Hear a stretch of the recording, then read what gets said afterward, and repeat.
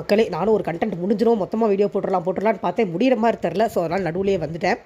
இந்த first promo வந்தது இல்லையா, யார் வந்து வின்னராக இருக்கணும்னு, அதோட கண்டினியூஷனில் ஒரே பிரச்சனையாகி போச்சு.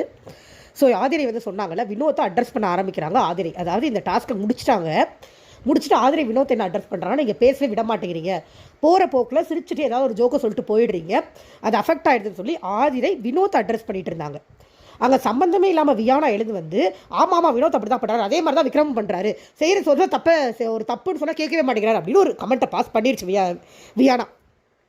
உடனே அதை பிடிச்சிட்டு பாரு ஆமாம் விக்ரம் அப்படி தான் குதிச்ச உடனே விக்ரம் எழுந்து போய் அப்படி நான் எதை கேட்கல பாரு, நீ ஒரு ஜோக் சொல்லாதான்னு சொன்னேன், அதுக்கப்புறம் நான் ஜோக் சொல்ல திருப்பி அந்த மாதிரி எந்த ஜோக்குமே நான் உங்கள்கிட்ட சொல்லலை அப்படின்னு உடனே பாரு திருத்துன்னு முடிக்குது. ஆமாம் சொல்லலை அப்படின்னு. அப்புறம் எப்படி நீங்கள் திருத்திக்க மாட்டேன்னு சொல்கிறீங்க அப்படின்னு கேட்டால் பதில் இல்லை பாருட்ட.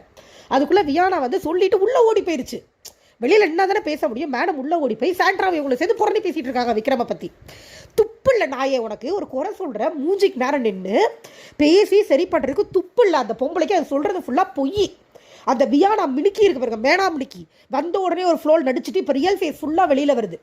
அந்த மினுக்கிக்கு துப்பே இல்லை வேற நின்று பேசுறதுக்கு, உண்மையை பேசுறதுக்கு.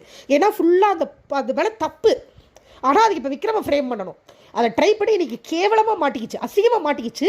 அப்பையும் அது மாற்றம் வெளியில் போகணுங்கிறதுக்காகவே இந்த பிரஜின் சாண்ட்ரா எல்லாம் போய் அதுக்கிட்ட போய் அது கரெக்டுன்னு ஏற்றி விட்டுக்கிட்டு இருக்காங்க. சொல்கிறேன் கேளுங்க. இதை சொல்லிட்டு இது உள்ளே போயிடுச்சு. பார்வதி இப்படி பேசினோடனே வியானா அரோரா சுபிக்ஷாலாம் கனிலாம் வந்துட்டாங்க. ஏங்க அவங்க வியானாவுக்கும் விக்ரமுக்கும் பிரச்சனை, நீங்கள் அதை யூஸ் பண்ணி எதுங்க விக்ரமுக்கு அட்வைஸ் பண்ணுறீங்க அப்படின்னு ஒன்றே பாரு என்னத்தையும் மழுப்பிட்டு கொண்டாட மழுப்பிட்டே இருந்துச்சு. விக்ரம் ஒரு லிமிட்டுக்கு மேலே பாரு நான் உன்னை எதுவுமே பண்ணலை, நீ தேவையெல்லாம் பண்ணாலும் அரோராவும் வந்து நீங்கள் அந்த இடத்த யூஸ் பண்ணிக்கிறீங்கன்னு ஒரு லிமிட்டுக்கு மேலே சொன்ன உடனே பார்வதி கிட்ட பதில் இல்லை, பார்வதி ஓடிடுச்சு. அப்புறம் ஒரு கட்டத்துக்கு அப்புறமா அரோரா எல்லாருமே சொல்கிறாங்க, நீங்கள் வியானாட்ட தாங்க பேசணும், அவங்க தான் உங்கள் மேலே ஒரு அலிகேஷன் வச்சுட்டு ஓடி போயிட்டாங்க. அது அரோரா அழகாக சொல்லி காமிச்சிச்சு. நீங்கள் என்ன அலிகேஷன் வைப்பாங்க, அப்புறம் குடுக்குடுன்னு பின்னாடி ஓடி போயிட்டு அவங்க ஃப்ரெண்ட்ஸ் கூட ஏதாவது பேசிக்காங்க, அப்புறம் குடுக்குடு இப்படி ஓடி வந்துடுவாங்க, இப்படி தான் பண்ணுறாங்கன்னு செஞ்சே காமிச்சாங்க அரோரா. இது விக்ரமுக்கு ஹிட் ஆயிடுச்சு. ஆமாம் அதான் நடக்குது, நம்ம மேலே ஒரு அலிகேஷனை போட்டு பதில் சொல்லாமல் போனால் என்ன அர்த்தம் அப்படின்ட்டு அவங்க வியானா வெளியில் வருவோம். மறுபடியும் அவர் கூப்பிட்றாரு, வாங்க வியானா நான் பேசணும் அப்படிங்கிறாரு. முதல்ல அது வரவே இல்லை. நீங்கள் எப்போ வேணாலும் வாடா ஏன்னா இப்போ வாண்டின்ட்டார் அவர். அப்புறம் வந்துட்டு இவர் கேட்குறாரு, நான் எப்போ செஞ்ச தப்பை திருத்திக்கல அப்படின்னு கேட்குறாரு. அதுக்கு இது சொல்லுது, இல்லை டேங்க இது வந்து சாவுன்னு சொல்லிட்டு போனீங்கல்ல அப்படிங்குது. ஆமாங்க அது ஒரு ஃப்ரஸ்ட்ரேஷனில் வந்துருச்சு. அப்பவே நான் சாண்ட்ராட்ட மன்னிப்பும் சொல்லிட்டேன், நான் வீக்கெண்டில் சொல்ல மன்னிப்பு எடுக்கிறேன்னு சொல்லிட்டேன், நான் எங்கே திருத்திக்கல அப்படின்னு கேட்டார். பதில் தரல அந்த பைத்தியத்துக்கு. அப்புறம் இவர் சொல்கிறாரு, இந்த மாதிரி நீங்கள் வந்து என்கிட்ட ஒரு விஷயம் சொல்ல வந்தீங்க, உங்களுக்கு சென்டென்ஸ் கூட ஃப்ரேம் பண்ண தரல, உங்களுக்காக நான் சென்டென்ஸ் ஃப்ரேம் பண்ணி நான் சாரி கேட்டேனா இல்லையா அப்படின்னு கேட்டார். ஆமாங்குது.